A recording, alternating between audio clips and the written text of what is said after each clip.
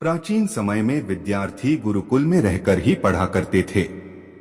बच्चे को शिक्षा ग्रहण करने के लिए गुरुकुल में भेजा जाता था। बच्चे गुरुकुल में गुरु के सानिध्य में आश्रम की देखभाल किया करते थे और अध्ययन भी किया करते थे। वरदराज को भी सभी की तरह गुरुकुल भेज दिया गया। वहां आश्रम में अपने साथियों के साथ घुलने मिलने लगा, लेकिन वह पढ़ने में बहुत ही कमजोर था। गुरुजी की कोई भी बात उसके बहुत कम समझ में आती थी। इस कारण सभी के बीच वह उपहास का कारण बनता है। उसके सारे साथी अगली कक्षा में चले गए, लेकिन वो आगे नहीं बढ़ पाया। गुरुजी जी ने भी आखिर हार मानकर उसे बोला, बेटा वरदराज, मैंने सारे प्रयास करके देख लिए हैं। अब यही उचित होगा कि तुम यहाँ अपना समय बर्बाद मत करो। अपने घर चले जाओ और घर वालों की काम में मदद करो। वरदराज ने भी सोचा कि शायद विद्या मेरी किस्मत में नहीं है, और भारी मन से गुरुकुल से घर के लिए निकल गया।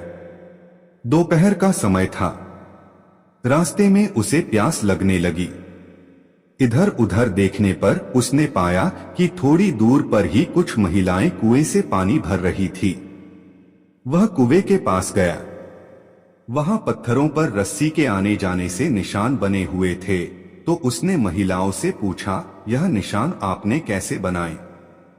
तो एक महिला ने जवाब दिया, बेटे यह निशान हमने नहीं बनाए। यह तो पानी खींचते समय इस कोमल रस्सी के बार बार आने जाने से ठोस पत्थर पर भी ऐसे निशान बन गए हैं। वरदराज सोच में पड़ गया। उसने विचार किया कि जब एक कोमल से रस्सी के बार बार आने जाने से एक ठोस पत्थर पर गहरे निशान बन सकते हैं, तो निरंतर अभ्यास से मैं विद्या ग्रहण क्यों नहीं कर सकता। वरदराज ढेर सारे उत्साह के साथ वापस गुरुकुल आया और अथक कड़ी मेहनत की। गुरुजी ने भी खुश होकर भरपूर सहयोग किया। कुछ ही सालों बाद यही मंदबुद्धि बालक वरदराज आगे चलकर संस्कृत व्याकरण का महान विद्वान बना, जिसने लघु सिद्धांत कौमुदी, मध्य सिद्धांत कौमुदी, सार सिद्धांत कौमुदी, गीर्वाण पद्मंजरी की रचना की। शिक्षा मोरल। दोस्तों, अभ्यास की शक्ति का तो कहना ही क्या है। यह आपके हर सपने को पूरा करेगी। अभ्यास बहुत जरूरी है, चाहे वो खेल में हो या पढ़ाई में या किसी और चीज में। बिना अभ्यास के आप सफल नहीं हो सकते हो। अगर आप बिना अभ्यास के केवल किस्मत के भरोसे बैठे रहोगे, तो आखिर में आपको पछतावे के सिवा और कुछ हाथ नहीं लगेगा।